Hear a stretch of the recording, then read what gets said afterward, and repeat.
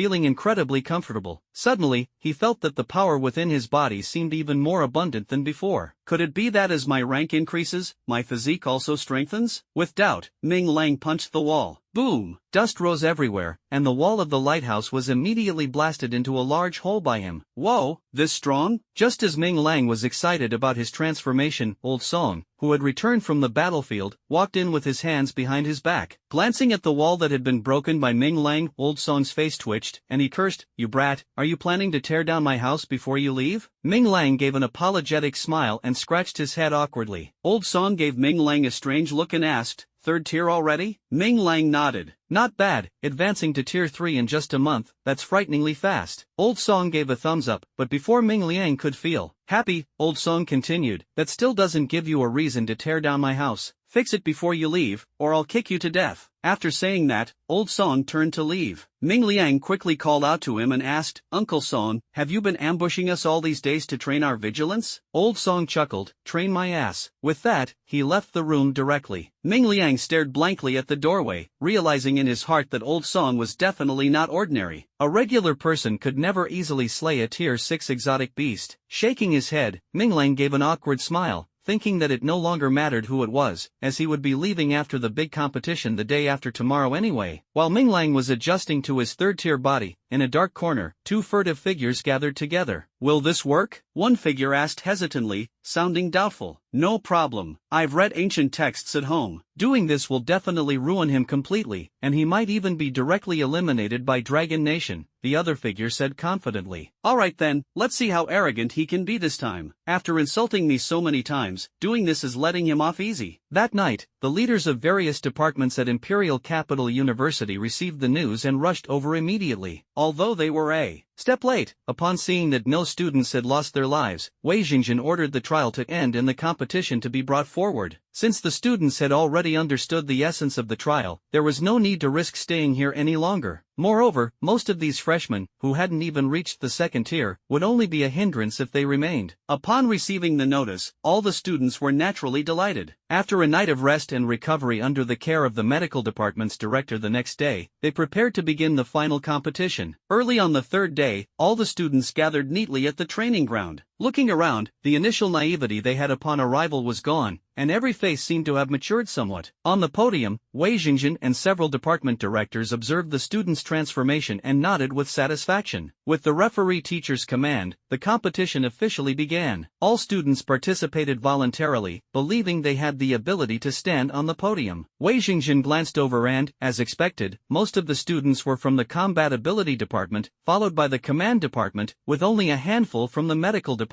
On the far right of the podium, Ming Lang stood there alone, making him particularly conspicuous. It wasn't that there were no students from the academic department, but rather that the abilities of these classmates were simply not suited for direct combat. Rather than embarrassing oneself on stage, it's better to stand below and cheer for Ming Lang wholeheartedly. As for Wang Huazai, she didn't say a single word from start to finish, seemingly focused on observing the battle about to unfold. The matchups were decided by drawing lots, with a total of 40 participants from the 4 departments. Ming Lang held his number in hand, looking around and pondering silently about who his opponent would be today. He was number 40, and according to the rules, the first and last numbers would face off, meaning his opponent was number 1, scheduled for the first match. Finding the arena, Ming Lang leapt onto the stage, landing steadily, his gaze sharp as he stared directly at the student from the ability combat department across from him. Seeing that his opponent was Ming Lang, the student's eyelid twitched, and his face instantly turned pale. He had witnessed the match between Ming Lang and Ling Bai the day before the trial. Ming Lang's fierce punch had left a deep impression on him, and coupled with Ming Lang's final frenzy last night, he was so frightened that he immediately raised his hand to surrender. Ming Lang slightly curled his lips and thought to himself, "I originally wanted to test my strength after reaching the third tier, but I didn't expect the opponent to forfeit so easily." Jumping off the arena, Ling Bai quickly finished his match. With a glance, he spotted Ming Lang and strode over with firm steps, his face full of anger. "Your only opponent can be me, so I won't allow you to lose before facing me," Ling Bai said furiously. Ming Lang stared blankly at the spirited young man, full full of questions in his mind. Is this kid pretending to be a god or playing dumb? Did the beating from the aliens not make him stray from his path of teenage delusion? Ling Bai gave Ming Lang no chance to explain, raising his chin as if ready to charge toward the next arena. In the second match, Ming Lang faced a vine-based ability user from the command category. With just one move, Ming Lang shattered the vine cage the opponent had constructed, winning the match effortlessly and without suspense. After 2 matches, only 10 people remained on the field, yet Ming Lang felt as though he hadn't really fought, as if he had merely taken a casual stroll on stage. In the third elimination match, Ming Lang finally encountered a true opponent, Zhang Hao from the combat-oriented ability department. Watching Ming Lang lazily climb onto the ring, a trace of disdain flashed in Zhang Hao's eyes, and a contemptuous smile curled at the corner of his mouth. As a member of a defensive ability family with an S-level diamond skin ability, Zhang Hao had always harbored hostility toward the entire academic department. He thought to himself, only those who dare to shed blood on the battlefield deserve to live in this world. Meanwhile, the academic research department of Imperial University had long been criticized by various prominent families in Dragon Country as a graveyard for prodigies. Most of the students who graduated from there ended up as support personnel on the battlefield. A piece of trash from the academic department, making it this far. You're really lucky, aren't you? As soon as he stepped onto the ring, Ming Lang heard Zhang Hao's sarcastic voice. Looking up, he saw the other man with his arms crossed, nostrils flaring at him, and an arrogance on his face that surpassed even Ling Bai's. Does everyone in this world have a case of chunibyo? Or is it that my simplicity is completely out of place among them? Ming Liang was deeply puzzled.